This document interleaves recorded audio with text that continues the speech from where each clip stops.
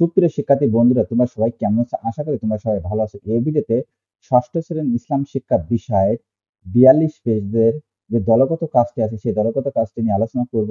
যারা চ্যানেলটি সাবস্ক্রাইব করেন, চ্যানেলটি সাবস্ক্রাইব করে রাখো, তোমাদের অনেক উপকার আসবে। বন্ধুরা মিলে সালাতের আহকাম এবং আরকান সংক্ষেপে পোস্টারে লিখে শ্রেণীকক্ষের সকলের উদ্দেশ্যে প্রদর্শনের ব্যবস্থা করব। আমি দেখো এখন এর উত্তরে চলে আসছি। সালাতের আহকাম এবং আরকান ইসলামে খুবই গুরুত্বপূর্ণ। সালাতে আরকান এবং বা অংশগুলি অনুযায়ী প্রতিটি সালাত সম্পূর্ণ করা প্রয়োজন। ১ নাম্বার নিয়াত। সালাতে আরম্ভে মনে দিতে হবে যে কোনো সালাত আদায় করা হচ্ছে এবং তা কোন সালাতের জন্য আদায় করা হচ্ছে। এই নিয়াত মনের মধ্য অবস্থান করতে হবে এবং তা ইচ্ছামতো সালাতের নাম উল্লেখ করতে হবে। ২ তাকবীর তাহরিমা। সালাত আরম্ভে তাকবীর তাহরিমা বলে সালাতের আরম্ভের তাকবীর পড়া হয়।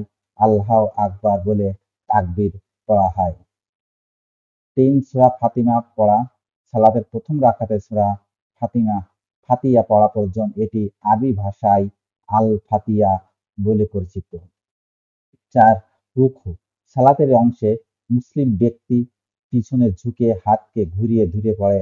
এটি সালাতের গুরুত্বপূর্ণ একটি অংশ। ৫ সুজুদ।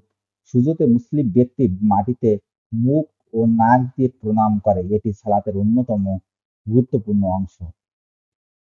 ৬ তাহুদ। প্রত্যেক রাকাতের শেষে মুসলিম ব্যক্তি তাহুদ পড়তে হবে। এটি সালাতের পরিষ্কারতা এবং সমাপ্তিতে নির্দেশ করে। ৭ সালাম।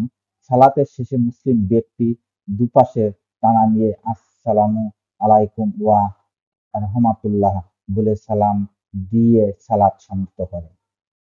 এই ৭টি আরকান অন্যান্য সালাতের সাথে মিলিত হয়ে প্রতিটি সালাত সম্পূর্ণ করে। সালাতের আহকাম মেনে সঠিকভাবে সালাত আদায় করা মুসলিমদের ধার্মিক দায়িত্ব। আশা করি তোমরা এটি বুঝতে পেরেছ।